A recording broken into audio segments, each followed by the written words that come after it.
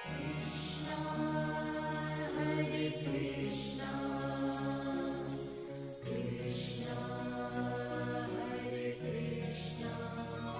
श्री राधे, जय माता। मैं ज्योतिष आचार्य अमित मिश्रा आप सभी का स्वागत करता हूँ एक बहुत अच्छे विषय। बहुत से लोग ये मानते हैं कि हमारे पितृगण तो अब इस दुनिया में है नहीं, तो हम किसको खिलाएं, किसको ना खिलाएं। बहुत से लोगों का सवाल ये होता है कि पितृ तो यहाँ है नहीं, ये सब तो बेकार की फालतू की बातें हैं, ऐसे कुछ नहीं। तो मैं उन सभी लोगों को ये पूछना चाहूँगा, आज अगर आपके साथ यही सारी चीजें आपकी पुत्र भी करें कि हमारे माँ बाप ने हमारे लिए कुछ नहीं किया तो हम उनका पितृदान क्यों करें, दर्पण क्यों करें, क्यों पिंडदान दें, ये सब बेकार की बातें हैं, इससे कुछ नहीं है, तो आपको कैसा लगेगा? जिन माँ बाप ने आपको जन्म दिया उन लोगों ने आपसे एक उम्मीद लगाई कि हमारे यहाँ से जाने के बाद हमारे वैदिक शास्त्र में बताया गया है, गरुड़ पुराण में बताया गया है कि आत्मा की तृप्ति के लिए क्या क्या किया जाता है। तो जो हमारे वेद बोलते हैं वो बात हमें समझनी चाहिए, माननी चाहिए। अपनी बुद्धि का तर्क उसमें नहीं लगाना चाहिए कि ये ऐसा नहीं होता, ऐसा मान्य नहीं होगा, तो सब देखावटी है। जब वैदिक में ये सारी चीजें हैं, जब हमारे वेद पुराणों में ये है, तो उन बातों को हमें लेके चलना चाहिए। एक आत्मा की तृप्ति के लिए ये बहुत बड़ा विषय है। तो उसकी तृप्ति होगी कैसे? एक अपने बच्चे से यही कोशिश करते हैं कि वो हमें कुछ, जब इन 15 दिन हम धरती पे आते हैं तो वो हमें जल प्रदान करें, जल और हमारा कोई प्रदान करें। हमारी जो स्थिति है उस स्थिति पर हमें जो जल और पिंडदान करें उससे हमें कुछ तृप्ति मिलेगी। क्योंकि योनियों के चक्कर में जो लोग प्रेत बन जाते हैं, जिन लोगों की सदगति नहीं होती, जो यहाँ इस धरती में भटकते रहते हैं, ऐसी बहुत सी अकाल आत्माएं भी होती, अकाल मृत्यु लोग भी होते हैं जिनकी आत्मा को कोई भी उनका निदान नहीं होता।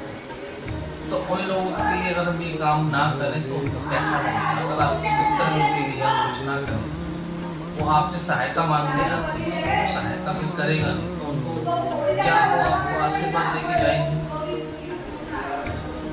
आशीर्वाद देके आपको नहीं जाएंगे। इन चीजों का आपको विशेष ध्यान रखना चाहिए कि 15 दिन है और हमारे पुराणों में ये लिखा हुआ है, तो 15 दिन उनको आप जल दें, जो किसी हो उनका श्राद्ध करें। श्राद्ध में आपको जितना ज्ञान है उतना करें। अधिक ज्ञान चाहिए तो आप किसी पंडित जी से मिल सकते हैं, पंडित जी आपको सही ज्ञान दे सकते हैं, उनके अनुसार आप करिए। तो जो कृपा आपको चाहिए, जो धन समृद्धि चाहिए, कहते हैं ना कुछ लोग पितृदोष लगा हुआ है, पितृदोष का जो मेन कारण है वो यही है कि हम पितरों की सेवा ही नहीं करते। अब जो लोग अपने पितरों की सेवा नहीं कर पाते उनको आशीर्वाद कैसे मिलेगा? आज की नई जनरेशन ये सोचती है कि कुछ नहीं होता, ये सब बेकार की बात है। तो ये उन लोगों को समझना चाहिए कि बेकार की बातें नहीं है। हमारे पहले के जो ऋषि मुनि थे वो बहुत विद्वान थे, तो ये चीज आपको समझनी भी चाहिए और अपने आप में उतारनी भी चाहिए। क्या आपके ऋषि मुनि इन विद्याओं को जानते थे, लेकिन हर किसी को सिखा पाना मुश्किल है। तो वो सिखाने के लिए उन्होंने इसको त्योहार में कन्वर्ट कर दिया कि आप त्योहार मनाएंगे। जैसे 15 दिन पितरों को दिए, तो पितरों को इसलिए दिए जो लोग पितरों की सेवा नहीं कर पाए, किसी कारणवश वो सेवा नहीं कर पाए, तो वो सेवा इन 15 दिन में कर सकते हैं। दान पुण्य करना कभी व्यर्थ नहीं। दान पुण्य करने से समृद्धि ही आती है, तो भी आप ऐसा नहीं है कि आपने दान किया और वो फिर चला गया।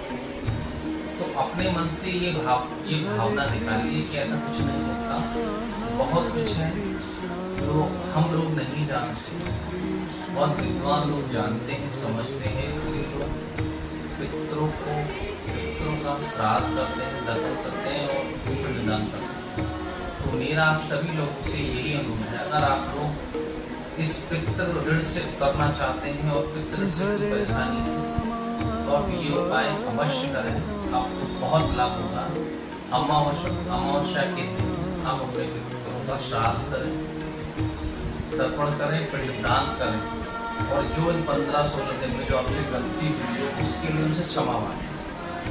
तो वो आपको विधि विधान जैसा भी आप जानते हैं, आपके माँ बाप हैं, आपके पितृगण हैं, आपको आशीर्वाद देके जरूर देंगे। और अगर आप उनके लिए इतना भी नहीं कर सकते हैं तो फिर आपको आशीर्वाद कैसे देंगे, आप भी बताइए। तो मेरा यही आप सभी से कहना है कि आप समावेश को अपने पितरों का श्राद्ध करें। श्राद्ध में जितना हो सके सात्विक खाना बनाएं, सात्विक खाना बना के पंडितों को, आपके घर में जो सदस्य हो, आप जिनको पूछते हो, मानते हो, उनको खाना खिलाएं। तिथि आपकी निकल चुकी है तो अमावस आने वाली है, फिर भी अमावस को अगर आप उनका नाम लेके उनको जल चढ़ाएंगे, उनका तर्पण करेंगे, उनको पिंडदान करेंगे तो बहुत हद तक आपको लाभ। इसी लाभ के लिए यही आप सभी लोगों का कल्याण के लिए यही भावना करते हैं कि आप सब भी सदगति को प्रदान करें, सबका मंगल में। जय माता दी।